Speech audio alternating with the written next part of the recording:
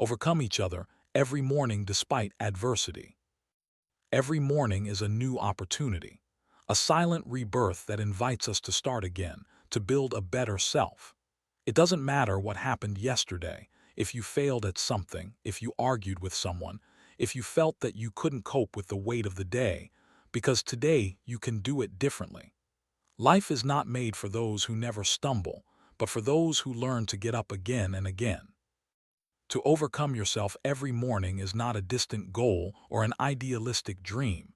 It is a daily practice, a discipline of the soul. Overcoming yourself begins in the simplest part, the moment you open your eyes. That first breath of the day is a reminder that you are still here, that there is still something to build, to improve, to enjoy. It's not about comparing yourself to anyone, but about being a little better than yesterday. That's the real competition, with yourself. The first battle of the day. The alarm clock rings and the mind begins to negotiate. 5 more minutes. I'm tired today. I start tomorrow. But there, right at that moment, is your first battle. When you decide to get up without excuses, when you choose to keep your word, you are strengthening your character. That apparently small decision marks the direction of the rest of the day. Whoever overcomes laziness in the morning already has half a day earned. Start with you. Think of 3 things you are grateful for. The body as a temple. You can't talk about overcoming without taking care of your body. It's your vehicle, your tool, your cover letter. A good diet and constant exercise are not luxuries. They are acts of respect for yourself. Eating well does not mean living on a diet, but consciously choosing what gives you energy, vitality, and mental clarity. Start with the basics. Hydrate as soon as you get up. Eat fruits, vegetables, quality proteins, and good fats. Avoid excesses, sugar, alcohol, and ultra-processed foods. What you eat directly influences how you think, how you sleep, and how you feel. If you can, prepare your meals. Cooking for yourself is a form of self-care. It connects you with the process, makes you aware of what you bring to your body. And when you eat well, your energy changes. You don't need coffee or stimulants to perform because your body works as it should. Feed the mind and soul. Taking care of your body is essential, but taking care of your mind is even more so. Reading, listening to audiobooks, watching inspiring documentaries, and learning new things feed the mind as much as the food to the body. Dedicate at least 20 minutes a day to reading. Choose books that make you think, that hold you back, that inspire you. Some personal growth classics such as The 7 Habits of Highly Effective People by Stephen Covey or The Power of Now by Eckhart Tolle will help you understand yourself better. If you find it difficult to read, start with audiobooks. You can listen to them while driving or walking. Platforms such as Audible, Spotify, or YouTube have countless options. You can also watch documentaries that arouse your curiosity and inspire you. Jiro Dreams of Sushi about the search for perfection, The Secret about the power of the mind, Minimalism about living with purpose, Heal about the connection between mind and body, or Becoming about the story of Michelle Obama. Each offers a lesson about perseverance, discipline, or purpose.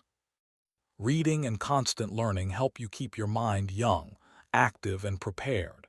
In addition, reading teaches you to think clearly, to communicate better, and to make decisions with wisdom. Self-esteem, the root of all growth. None of the above works if you don't believe in yourself. Self-esteem is not ego or vanity. It is the basis on which you build your life. It is knowing that you deserve good things and that you have the ability to achieve them. To strengthen it, stop talking bad to yourself. Internal dialogue has power. If every day you repeat to yourself that you can't, your mind will believe it. But if you remember that you are capable, even if you still don't achieve it, your brain will look for ways to make it happen. Surround yourself with people who add you.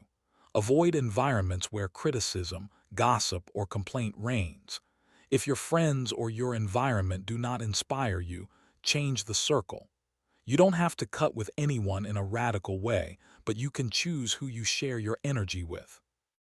Look for those who drive you, those who talk about ideas, projects, dreams. Being close to people who advance will force you to grow too. Energy is contagious. Surround yourself with those who shine so that you too can start to shine. Good habits, small actions, great results. Habits are the invisible structure of success. It's not what you do from time to time that defines your life, but what you do every day. Start with the basics. Thank you every morning. Make the bed. It seems trivial, but it gives structure and a sense of order. Write down your daily goals, even the small ones. Spend time without a phone or networks. Your body regenerates while you sleep. Without rest, there is no progress. Small habits like these create great transformations. They are daily signs of self-love. Purpose, the compass of life. Living without purpose is like sailing aimlessly. You don't need to have everything clear, but you do need an address. Ask yourself, what do I want to achieve? What makes me feel alive? What would I like to leave to the world? Your purpose can be as simple as being a better father, best friend, or professional. Or it can be great. Undertake, create, inspire. It doesn't matter the scale, the important thing is that it moves you. To find it, dedicate time to yourself. Turn off the outside noise and listen to your inner voice. Do things that you are passionate about, even if they don't generate money at first. What you do with passion will eventually bring rewards. Time for you and yours. If you have family, dedicate quality time to them. If you are alone, take advantage of that time to get to know yourself, travel, grow, learn. You can't give the best of yourself to others if you don't dedicate time to yourself first. It also blocks moments to enjoy with those you love. Success is not measured only in money or achievements, but in the peace with which you sleep every night. Personal finances, freedom and responsibility. Part of improving also involves taking care of your economy. It's not about having a lot, but about managing it well. Start by creating a budget. Write down your expenses, control your debts, set savings goals. Learn to invest in what makes you grow. Education, health, well-being. Read books like Rich Dad, Poor Dad by Robert Kiyosaki or The Richest Man in Babylon by George Clason. Financial control gives you freedom. It allows you to say no to what does not bring you and focus on what really matters. Optimize your personal time. One of the most valuable resources you have is time. You can't buy it or get it back. Therefore, use it wisely. Organize your days with intention.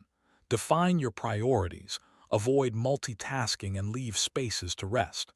Productivity is not doing more things, but doing the right ones. Avoid wasting hours on social networks or in front of the TV without purpose. Instead, listen to an audiobook while you exercise or cook. Learn something new every week. Establish routines that bring you closer to your goals. Remember, every wasted hour is an opportunity that never comes back. Resilience, the art of following. There will be difficult days. Days where you will feel tired, unmotivated, or frustrated. It's part of the process. No one who has achieved anything great did it without tripping, but every fall teaches something. When the hard times come, don't ask yourself, why me? But for what? That simple question changes the perspective. He takes you out of the victim role and puts you in the protagonist role. If you are going through a crisis, remember, this will also happen. Nothing lasts forever, and every adversity brings a seed of growth. Learn from failures, be grateful for the lessons, and move on. True strength is not in not falling, but in getting up with more wisdom. Examples that inspire. Think of people who have transformed their lives from adversity. Sylvester Stallone, who before being famous sold his dog to eat, and years later recovered it with what he earned from Rocky. Oprah Winfrey, who was born in poverty and became one of the most influential women in the world. Nick Vujicic, who was born without arms or legs and today inspires millions with his talks about hope. They all have something in common. They didn't give up. They found a purpose and followed it regardless of the circumstances. Don't wait for everything to be perfect. Start today with what you have from where you are.